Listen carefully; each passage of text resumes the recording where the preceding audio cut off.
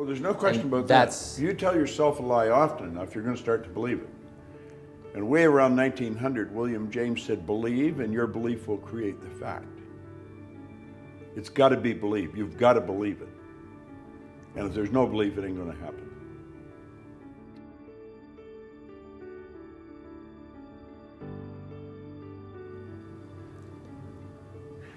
I think I was just waking up in the morning and going through the day and going to bed at night. But I think that's what most people do. And I hadn't gone to school. I only had 2 months high school. I never had a good job, but I couldn't hold a job. I wasn't a good employee. I would just do enough so I wouldn't get fired, but I got fired a lot. And I met a man, and Ray Stanford in Toronto, and I'm from Toronto. And he got talking to me, he said, why don't you change the way you're living? Well, you know, it never entered my mind that I could or that I should. I didn't give any thought to it. And in looking back, I don't think most people do. You know, people that are watching your material or that are familiar with me or my seminars, they're thinking of what they're going to do with their life. But they're in the minority. 90-some% of the population are lost, and I was. I had never done anything of any consequence. I was earning $4,000 a year. I owed $6,000. So, I mean, if I had taken all the money I earned for 18 months and paid debt, I would have just broken even. I was not happy. And he said, why don't you change your results? Like I said, it never entered my mind that I could. And then he asked me, do you read anything? And I said, no, I can't read. Now, I could read. I didn't. I think I read about as well as most people. The average person reads at about a grade 7 level. And that's because you'll learn to read by the time you're in grade 7, and then you never improve upon it. And he gave me this book. And this is the book that's in Think, that Sean used in Think. And the book has fallen apart. I mean, I've been reading this every day for over 55 years. It was 55 years a couple of weeks ago. And everything in my life started to change. Like he said in here, you've got to decide what you want. Well, that never entered my mind, you know. I would wake up and I just wanted to get the debts off my back. I wanted to get through the day. To think that you could sit down and take a pen and write out what you want and then get it, that was the furthest thing from my mind. I mean, I just didn't, that never entered my mind. But that's what he got me to do. And he talked to me for a while. Well, it ended up, I said I wanted $25,000. I mean, that would be like maybe you saying right now you want $1 billion. I mean, it was so far out of my reach that I didn't even know anyone with $25,000. And I didn't believe it. But he said, if you do exactly what I tell you, you can have anything you want. Well, I not only didn't believe it, there was no way I could believe it. But the way he spoke to me, he had such conviction. I knew he believed it. At least I believed he believed it. And then he said to me, why don't you do what I'm telling you? He said, your way's not working, mine is. He was happy, healthy, wealthy. And I couldn't even figure out why he was talking to me. And something inside me said, why don't you do what he says? So I thought, I'll try it. Just give it a try. You've got nothing to lose. And so I said, okay. And that's really where it all started. And he gave me this book. And he said, read this every day. He got me to commit that I'd read it every day. Well, that's a thick book, you know, for a guy that doesn't read. I never read a book in my life. I was 26. And You just trusted him. I started to read it. And he said, do exactly what I'm telling you, do what the book tells you. Well, my whole life changed. Just like that. How long did it took? Not long. What happened was, I carry a goal card. I always have one. And I keep it in a plastic sleeve. And when I touch that, see, when you write your goal, you create a picture in your mind. It's like painting a picture in words. And that picture is impregnated into cells in your brain. Well, when you touch something, your sensory factor touch is affected. It sends a light message through your central nervous system and activates those cells in your brain, so the picture of your goal flashes on the screen of your mind. Well, I didn't know any of this at the time, but he had me write it on a card. So I wrote the goal that I wanted on a card, and I put it in my pocket. And what happened was, I kept reading it. I started to treat it as a joke. But I started to think of earning money. Now you'd think, well, weren't you thinking of that before? No, I wasn't. I would get paid whatever they give me, and I was always in debt. So I was thinking debt. Now I'll tell you one thing I've learned. If your goal is to get out of debt, you'll probably stay in debt forever, because that's what you're thinking about. And I quit thinking of debt and I started to think of earning money. And I heard a guy say, there's good money cleaning floors. Well, I'm not sure I don't clean floors.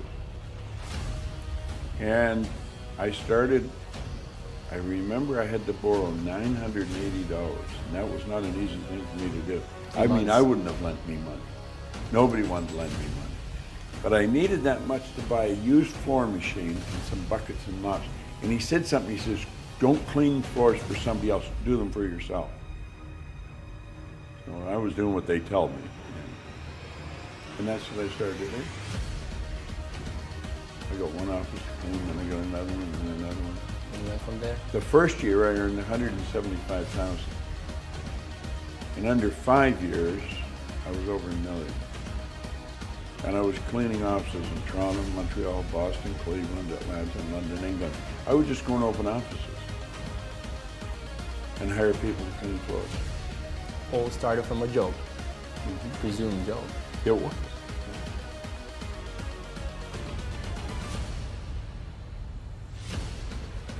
Well, there's no question about that. You tell yourself a lie often enough, you're going to start to believe it. And way around 1900, William James said, believe, and your belief will create the fact. It's got to be believed. You've got to believe it. And if there's no belief, it ain't going to happen.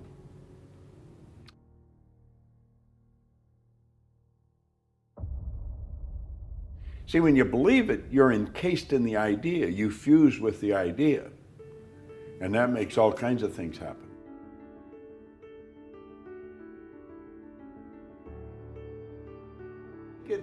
It goes beyond belief. I think you have to know it. You see, when you believe it, there's no quitting. You never quit. It doesn't matter what happens. You don't quit. Quitting is never an option. The people that quit, they never really bought into the idea in the first place. See, you get it on 3 levels. The second you think of something, you've got it intellectually. When you get emotionally involved, you've got it on a spiritual or emotional level. Well, then that expresses itself through the body. Body's just an instrument of your mind. And so when you really buy into it, you literally fuse with it. Neville said you fuse with it. And this causes all kinds of things to happen. You're dealing with electronics, you're dealing with energy. Like the second you think something, that's all you need. See, you live on frequencies, you think on frequencies. Your phone operates on frequencies. And it's like magic. You're in Romania, are you? Right. I'm in Toronto. Yes. If I've got your number on my phone, I could take a picture of something, hit it like that. You've got it in Romania. Simultaneous with me sending it, because when you get into the mind, there isn't any time or space. It's just immediate. Yeah. Well, you're living on frequencies. Now, when you think of something, what you've done is you've flipped your brain onto a higher frequency. The very fact you can see it is all the proof you need to know you could get it. What you have to do is raise your level of consciousness to that frequency. And then you will attract whatever's on that frequency. All the good you need to manifest the idea. Carnegie said that way back in 1908 to Hill, when Carnegie commissioned him to write this book. He said, any idea that's held in the mind, that's emphasized, that's either feared or revered, so it could be bad or good, that's either feared or revered, will begin at once to clothe itself in the most convenient and appropriate form available. It starts to move into form. Werner von Braun, Dr. Werner von Braun, that was the mastermind of the moonshot, he told John Kennedy when he was president, he said, the natural laws of the universe are so precise that we don't have any difficulty sending people to the moon, and we can time the landing with a precision of a fraction of a second. Well, one of the first laws is the perpetual transmutation of energy. Energy is forever moving into form, through form and back into form. Now, what makes you and I unique is we can dictate the form it's going to move into, because we're creative beings. Like all the little creatures on the planet are completely at home in their environment. They blend in. You and I are the only people, or the only creatures on the planet, the human, that is totally disoriented in their environment. And that's because we've been given the mental faculties to create our own environment.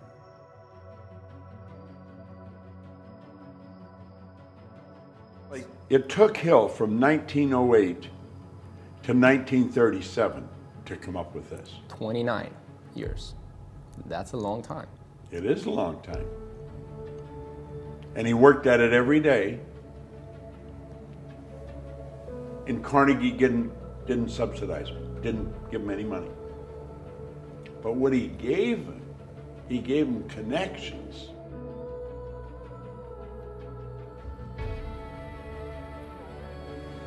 Well, the people that quit work and retire, they don't even understand who they are.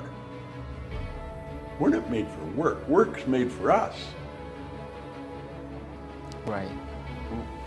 What we've got to do is find out what we love. And then you have to do it because you love it.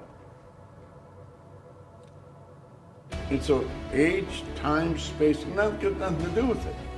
Your mind is full of the idea. You get up, you wake up, you get up. You've got to get going because you've got places to go and things to do, people to see. Because you're in love with an idea. See, when people quit, like 3 Feet from Gold, they weren't in love with that idea. They were going after the money. It wasn't the idea that motivated them, it was the money that motivated them. And that's why they quit. See, when you're going after what you want, and that's one of the big problems with people when they set goals. They set a goal to do what they think they can do. Well, there's no inspiration in that. It's got to be what you want to do. See, wants come from the essence of who we are. We're spiritual beings.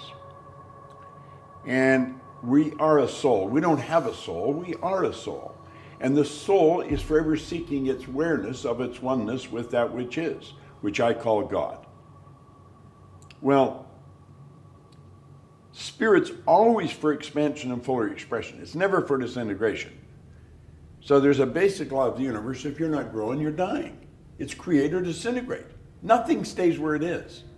We live in an ocean of motion. Entropy. So it's the spirit within. Our spiritual DNA is perfect. There's perfection within every one of us. Well, it's that perfection seeking expression through us. It causes us to want. If you run, you want to run faster. If you jump, you want to jump higher. If you're selling, you want to sell more. Doesn't matter what you're doing, you want to do it better. When people understand where wants come from, that's when their life starts to change, I think. When we're kids, we go to mom or dad and we say, Mom, Dad, I want. And we tell them something, and they're busy doing something. They say, well, how are you going to do that? Well, of course, the kid hasn't got any idea. And because he can't say how he knows, well, so he gives it up. And that's why when people grow up, when they want something, if they don't know how to do it, they let it go. They've been doing it since they were little kids. They were directed to let it go. There's no money. We don't know how to do it. We don't know the right people. So we let it go. So we don't go after what we want. Most people set goals to do what they think they can do. There's no inspiration in it. That's why 90% of them set a target and they quit. They set a target and quit. When you're going after your heart's desire, you don't quit.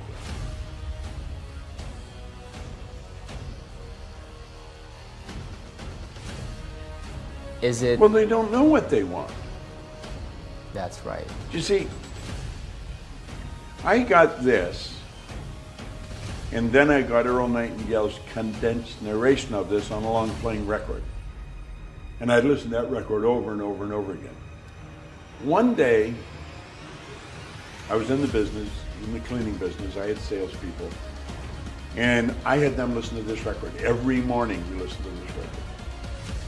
And one day I said, you know, I'd love to meet him. And I didn't know who Earl Nightingale was. He was a voice on a record. That was it. I didn't even know where he lived. And a young guy that worked with me, he said, no, you wouldn't. He said, if you wanted to meet him, you'd go and meet him. I thought, damn, he's right. So I phoned, and I got an appointment with him. Now, at the time, he was the most listened to man in the history of the broadcasting industry. He was a radio broadcaster. And not an easy guy to get to, but I got to meet with him for an hour. I flew to Chicago. I spent an hour with him. And when I was leaving, I said, Earl, what's the big deal? You know, I mean, what's it all about? He said, there's no big deal. He said, it's very simple. He says, simply decide what you love to do and then dedicate your life to it. He said, the problem with most people, they don't know what they love to do. They never take the time to sit and ask themselves. What they're doing is trying to, I think I can get earn good money here, I could do it. You know, it's where can they earn some money? It's not what they love to do. Well, I was sitting there. Now, I had offices all over the place. I had a lot of people. I was earning a lot of money. And I got excited because I knew exactly what I wanted to do. I wanted to do what he was doing. And I made up my mind sitting in his office. That would be somewhere around 1965.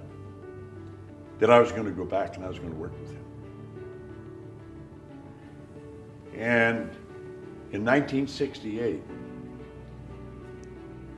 I moved to Chicago. I left my own company. I moved to Chicago and I started to work with him.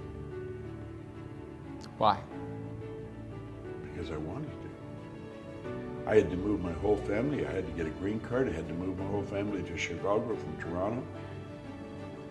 But I got a double benefit out of it because I got to work with his partner too, Lloyd Conant. Lloyd Conant was a giant of a man. What a great guy. And he and Earl both mentored me. See, any success I've had because I've got great mentors. And I'm a good student. Now, until I was 26, I was a terrible student. When I picked up this book, I became a great student. I've got thousands of books. I have an office at home in my home. It's got a couple of thousand books in it, and I built a studio, and I've got a couple of thousand books in the studio. I love reading. The success that I've enjoyed is because of the mentors and the coaches I've had. I would do exactly what they tell me. And if I coach somebody today and they don't do exactly what I tell them, I don't coach them anymore. Just look at it, it's all over. It's not ready. Well, it's not that only that they're not ready, but if I'm going to coach somebody and they're not doing what I tell them, I'm wasting my time and theirs too. Now, if they want to waste their time, that's their prerogative. I'm not going to waste mine.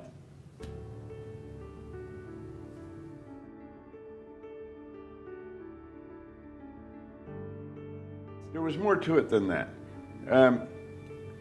I was living in England, and I was earning all kinds of money. But I didn't know why. I didn't know how it happened. I'd been raised to believe if you're going to earn a lot of money, you're going to be really smart. Well, I didn't think I was really smart. In fact, I knew I wasn't. But I was earning a lot of money. I was raised to believe if you don't go to school, you can't get a good job. I hadn't gone to school. I didn't have a good job. I owned the whole company. So then I started to think, I wonder how many things I believe are not true. Now, I was doing very well, but I didn't know why I was doing very well. I was what you call an unconscious competent.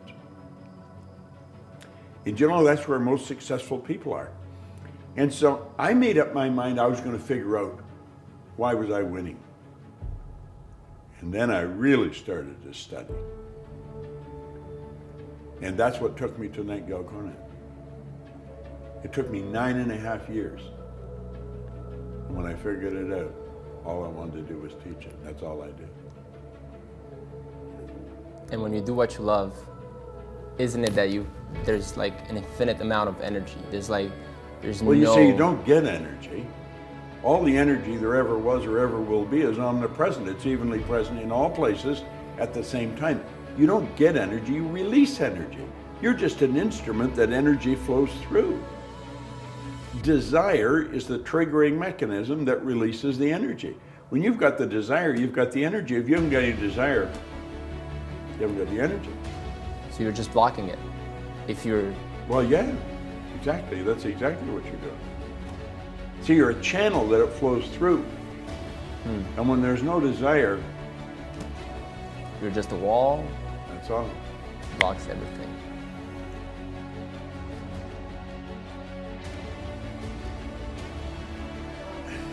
There's not that many.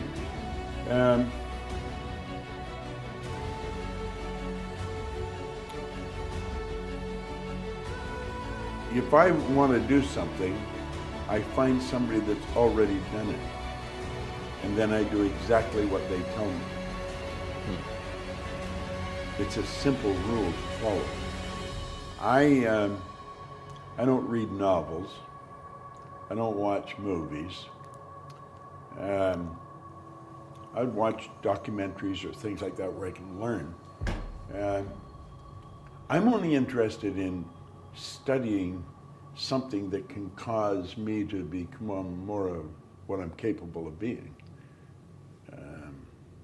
See, I think we're all hardwired to do something really special with our life. And that's all I want to do. I'm really good at what I do. I could walk by a person in the hall and like that, I could tell them exactly what they're like. I could read their energy like a book. Everything goes on the inside, shows on the outside. See, we're gifted with faculties of the mind that the average person knows nothing about.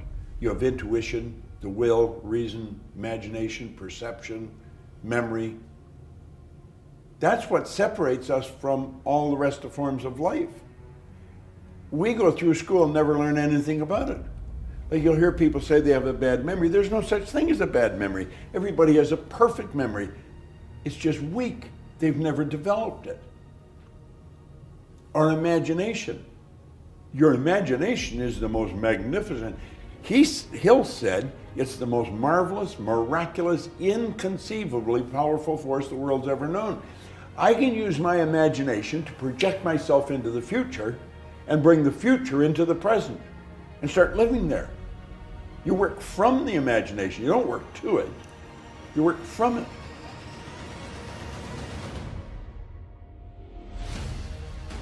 Bad memory? Or... No, they're the only one that can do it.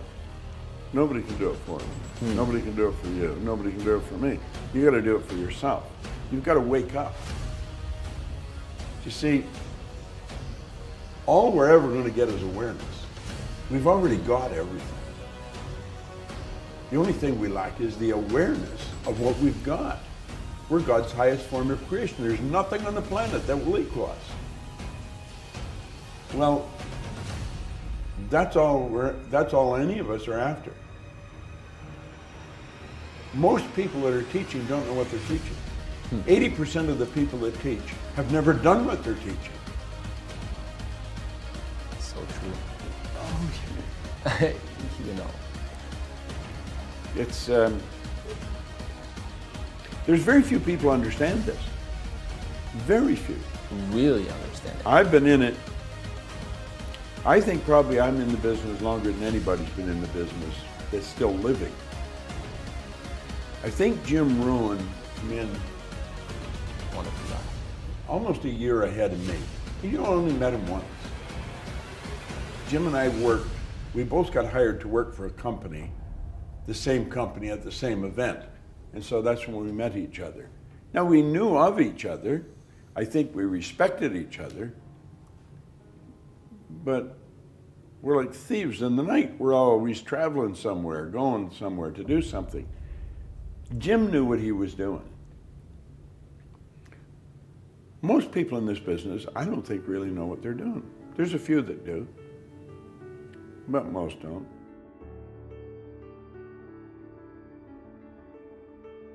Let me digress for a second, then I'll come back to your question. You just said something interesting. I don't want $1 billion, I just want... I have worked all over the world. I mean, all over Asia, China, South America, North America, Europe. And I'm always asking people, what do you really want? And I have found most people don't want to be really wealthy. What they do want is they don't want to have any financial concerns. If they want to buy a new suit, they can go and get one. If they want to take a trip, they can take the trip. If they want a new car, they can get the new car. They don't want to just run out and spend or buy. They don't want to have any financial concerns. 2, they want to wake up in the morning excited about how they're going to spend their day. And the 3rd, they want to mix with people who are upbeat and creatively productive. Those are the 3 things that people really want. So in answer to your question, if somebody's watching, what's the first thing they should do? Well, the first thing they should do is understand why we have goals. Not just to set a goal, because most people don't set goals right. They're operating with a limited level of consciousness, so they're thinking, if I could get a little more money, and if I could get him to help me and her to help me, and this happened, then I could do this. Maybe this is get a new car. What we've got to understand is we're trading our life for our goals. Literally trading our life. Would you trade your life for a car or a house? I don't think so. So it's got to be something really meaningful. And we're not taught to think this way. We should sit down and don't give any thought to where the money's going to come from, where the help's going to come from. It's what do you really want? Like Ed Hillary was a beekeeper in Auckland. That story. He wanted to climb Mount Everest. It had never been done. People died trying to do it.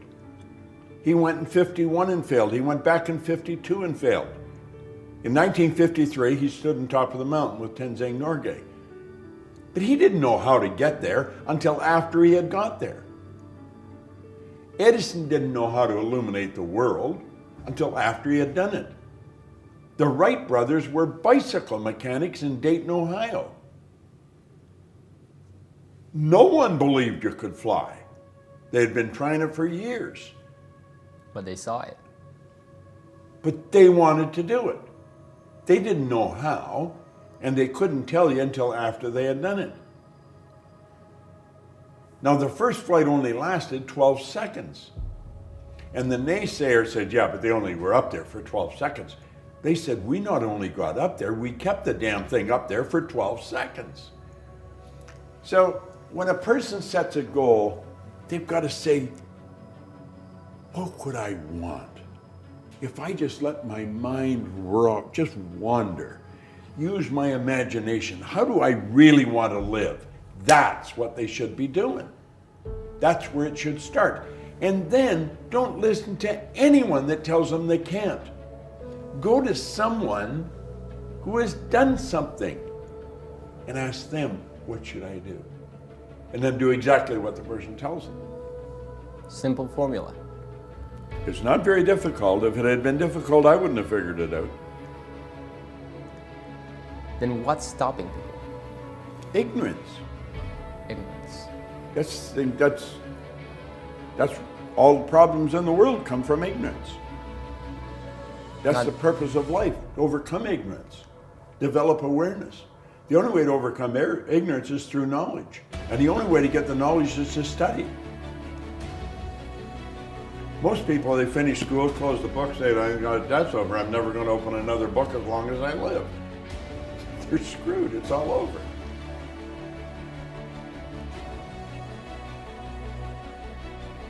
Well, see, Yes. here, stop and think of any large company. I don't care, anyone. Right. You can go to the leaders of that company and you can say, who are your stars? I mean the ones that are really making it happen. And they've all got a few. Say, what are they doing that's so different? Why don't you find out what they're doing and teach it to everybody? Oh, well, everybody couldn't do it. Why are they doing it? You know something? The stars don't know why they're stars. And they'll say, well, they're smart. Some of them aren't very smart. Smart's got nothing to do with it. They have shifted their paradigm. They've knocked the wall down and they built an image and they followed the rules. They just didn't know what they were doing. I didn't know what I was doing. I was earning over $1 million a year. I had no idea what the hell I was doing. I'd say I was cleaning offices. That was almost incidental. What I was doing, I was reading this every day. I was listening to the recordings every day. I was reprogramming my subconscious mind. See, you're programmed. Right. Now, I've never met you before, but I'll tell you something about you. You've got a shy side to you. You've got a very sensitive side to you. Not everybody knows this, but I know it. You can enjoy being by yourself. You don't have to be with people. You're sort of quiet and you go out by yourself. You have a very sensitive and you're emotional and you're impulsive. Do this. And so when you go to do it, then there's another side to you that's a polar opposite to that. When you go to do it, the other side says, Matthew, maybe you shouldn't. So you've got a lot of do it, don't do it going on in your mind.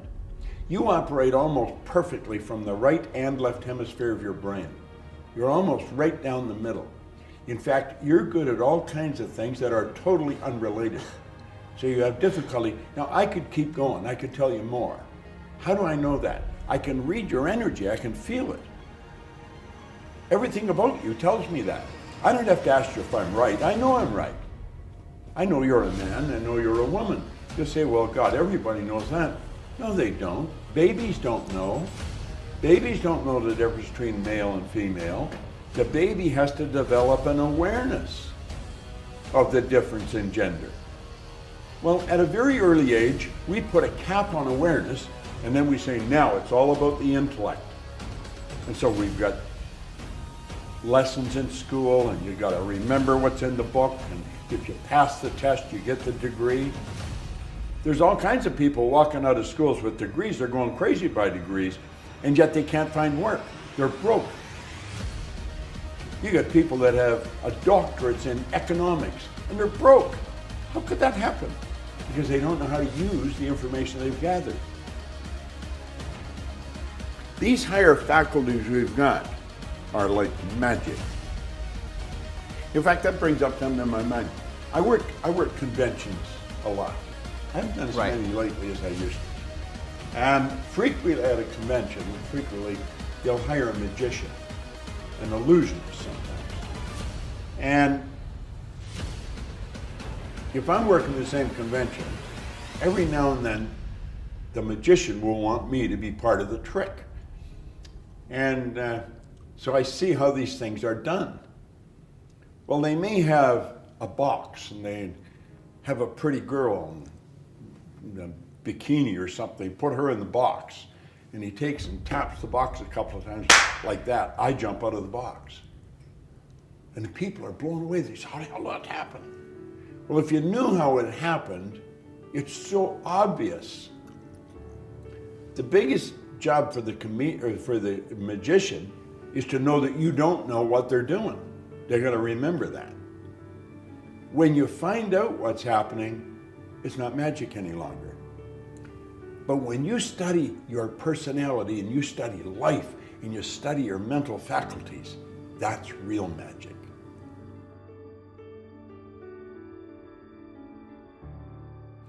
I quoted Andrew Carnegie a few minutes ago. He said, any idea that's held in the mind, that's emphasized, that's either feared or revered, begins at once to clothe itself in the most convenient and appropriate form available.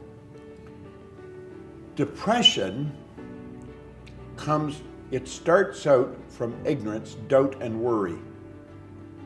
I've got a chart, I show it. Doubt and worry is on the negative side of life. Understanding is on the positive side. Right. Doubt and worry comes from ignorance. Understanding comes from knowledge, but you got to study to get it. Doubt and worry are a psychic disease. It's an intellectual exercise. They're using their intellectual factors to build a negative idea, and that's all they see. They take and internalize that, and they get emotionally involved with it. It goes from doubt and worry to fear. They've emotionalized the doubt or worry, turns into fear. The fear is in the emotional mind, and the emotion must be expressed through the only instrument it can be expressed through, the physical body. So it moves the body into a state we call anxiety.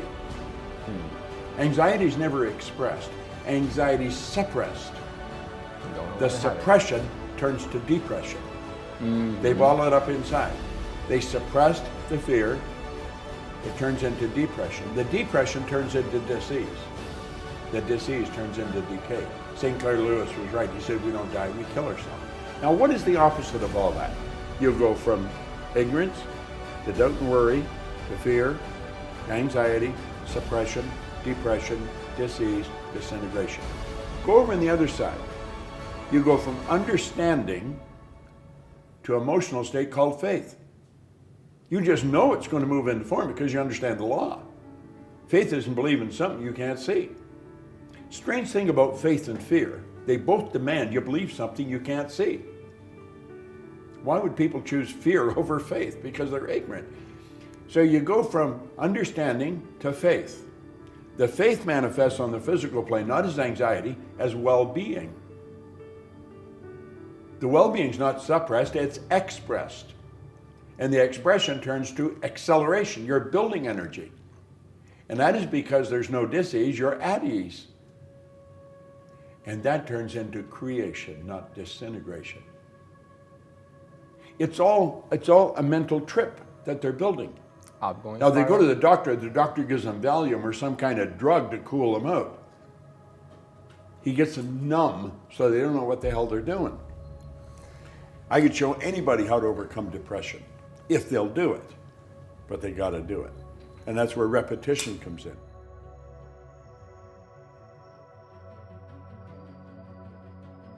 Well, like he says, in every adversity has within it the key to something great. Problems are nothing but opportunities. You just got to look at it, figure, I'm going to figure this out, you know. They're not bad things, they're good things. See, pardon me, we're conditioned, first of all. If you stop and think, where do we come from? There's a little particle of energy from mom, a little particle of energy from dad. That's the moment of conception. And then an attractive force is set up. All of mom's DNA and all of dad's DNA, all their belief is locked up in those cells. All their conditioning. 280 days later, you make your debut on the planet. You're born. Then, and your subconscious mind is wide open, it's like that glass. You can put anything in there you want. The subconscious has no ability to reject. It is amoral, it is totally deductive. It can only accept, cannot reject. So then the baby is surrounded by the people that's in that environment. If you took a baby out of Serbia, somewhere here just outside of Belgrade, sure, and you take that baby to the suburbs of Beijing, or maybe New York, that baby will grow up fluent in Chinese or English and have no knowledge of the Serbian language. And yet it was born to Serbian parents. The environment. What creates? It has a greater influence than genetics. However, you look like your relatives because of the genetic conditioning, and then on top of that, you've got the environmental conditioning. Well, all that conditioning is repetition in your subconscious mind. It forms something we call a paradigm. A paradigm is nothing but a mass of habits or a mass of ideas that express themselves automatically without any conscious thought. And that paradigm keeps us going. It's in our subconscious mind. We gather information in our conscious mind, but it's the subconscious that moves the body. And if we don't change that paradigm, nothing happens. That's what I did when I got into this book. It was the repetition of information that was totally foreign to me.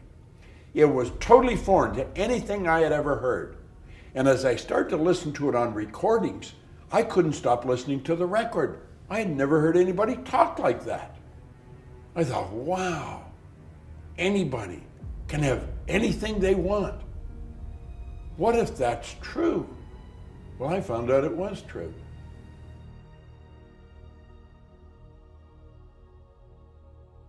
Well, when I was given this book, you would never have hired me to do anything. I was losing. Right. On the 14th of this month, I'm being recognized in Carnegie Hall in New York. Congratulations. Well, but there's such a difference in the two situations. So totally different. You think, how does that happen? You say you're putting this on YouTube or Facebook or something? If a person will watch this every day, the whole thing, not just a little bit of it, not just the little part that really got them interested, but if they got up an hour early every morning and watched this every morning, and they did that for an entire year, I guarantee you they would double their income. And I don't even care what they're earning. I could show anyone how to turn their annual income to a monthly income. I can show anyone how to become a millionaire. But they got to do exactly what I'm telling them. And people will say, well, that doesn't make any sense to watch it every day. Not according to the consciousness that you're operating with, but if you're operating with my consciousness, it would make a hell of a lot of sense. I get up 5:15 every morning, and I study. So if a person said, I'm going to get up an hour early, that's 1 hour every day.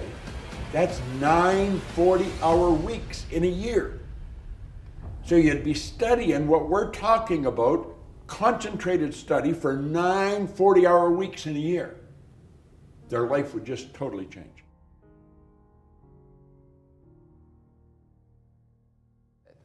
You're doing something else that you probably wouldn't talk about, but I know you're doing it. When I was talking to Scott, he told me that you were really good at what you do, and you were promoting Think, and you weren't getting paid. I'm not. Well, you know, that's interesting. He said, if you're not willing to do more than you're being paid for, you'll never be paid for more than you're doing. Giving is one of the laws of the universe. You've got to willingly give and graciously receive. And if you have to think before you give, you're trading, you're not giving. That was probably one of the best investments you've ever made. First of all, you're dealing with one heck of a good crew. Oof. With Scott and Sean. I mean, those guys, Amazing people. They're class. They are really class act. And you're going to make connections through that.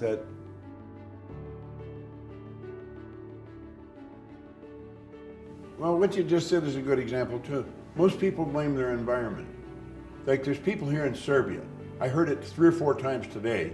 I was in 2 or 3 of the television stations, and they were telling me about the economy here, you know. It's, how bad it is. There's tough times. I said, got nothing to do with it. Nothing to do with it. I said, I was over in Dubai here not long ago. They're skiing in the middle of the desert. In the mall. Skiing, ice skiing. Don't tell me that the environment. Oof. Think Exactly. about it. Exactly. Think of what we're doing today. I mean, just this recording, and it'll hit millions of people. You'll get millions of viewers on this. Just going to go up and up and up. How's that happen?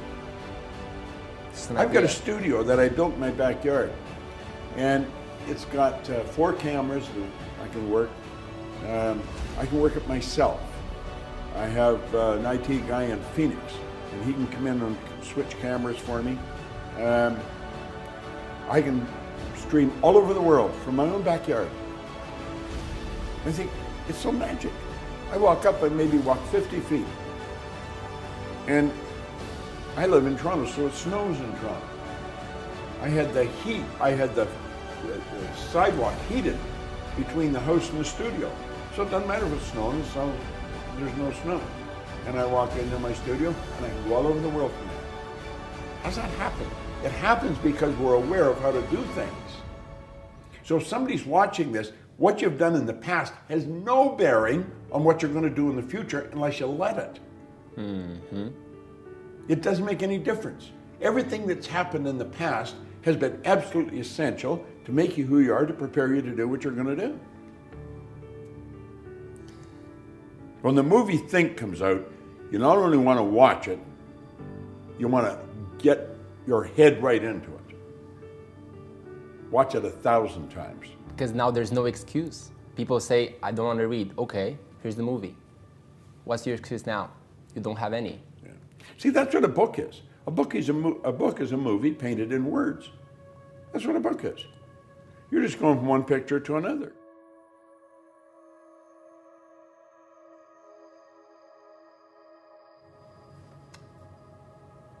I would get into network marketing. I've never been in it, but I do a lot of work around it. I think it's one of the most phenomenal areas for a young person to get in and build a great organization. They don't have to have any money, but they've really got to apply themselves. They say only 2 or 3% win in network marketing. Well, that's true in every industry. But there's the opportunity to build a great organization with no money. And you can help a lot of people. And that will make you That's do what anything it's all else. about. Like you're helping millions of people with this. Our company made a commitment. We're building schools in Africa. We build a new school every week and a half. Our company does. Amazing. Our goal is to build one every week. And then every day. We're at a week and a half right now.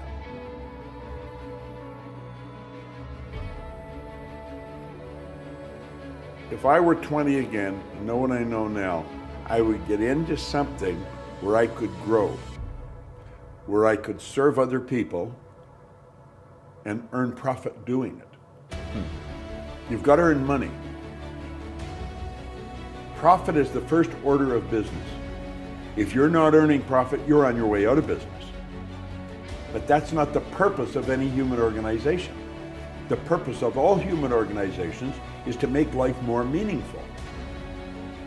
So you got to earn a profit to keep the company growing. But the purpose is to make life more meaningful. If we take all the people out of this building, you don't have a hotel any longer. You've just got a building full of stuff. The hotel is the people, the employees. That's what I would do.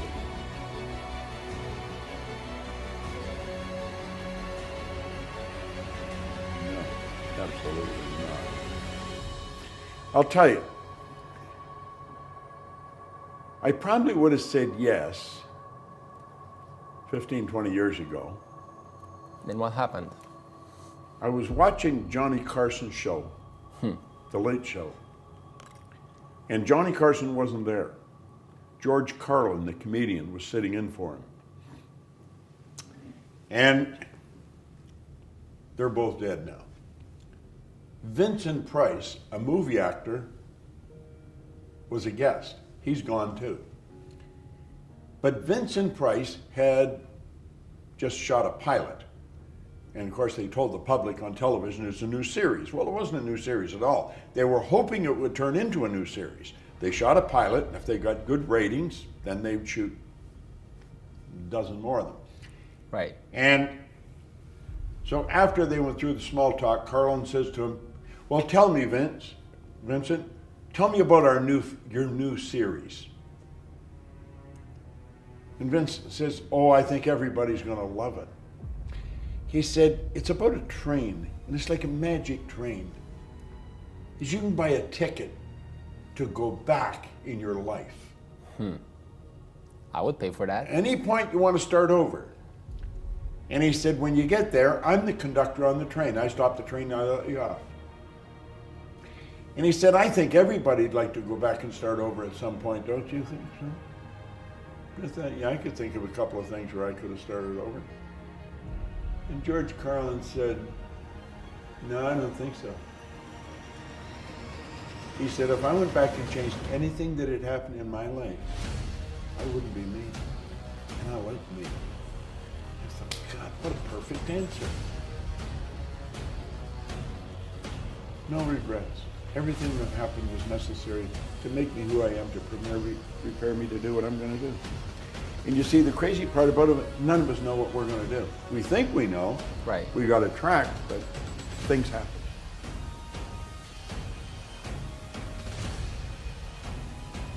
Well, there's where the goals come in. That's where the purpose for life comes in. You got to have a main purpose. You got to have a purpose for life, and you've got to have meaningful goals. They've got to be meaningful. You're trading your life for it. Like I often say in a seminar, I want you to imagine you're at the end of the road. And you know you're at the end of the road. Your body's so weak, they've got you tied in a wheelchair. Or they've got you in a crib bed so you don't fall out, kill yourself. Right. Just imagine, all you can do is relive your life.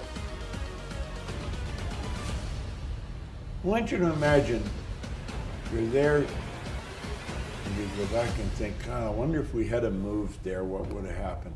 If we had started that company, remember we're going to sell the house and start that company. If we had done this, I wonder what would have happened. And then, God, if I could only do it over again. I said, wouldn't that be terrible? Spend the last days of your life like that? Wouldn't it be better if you look back and say, wow, what a trip. God, I remember we did that. Remember, we blew our brains out on that. We lost everything we had. But you know, when you lose it big enough, it can be exhilarating.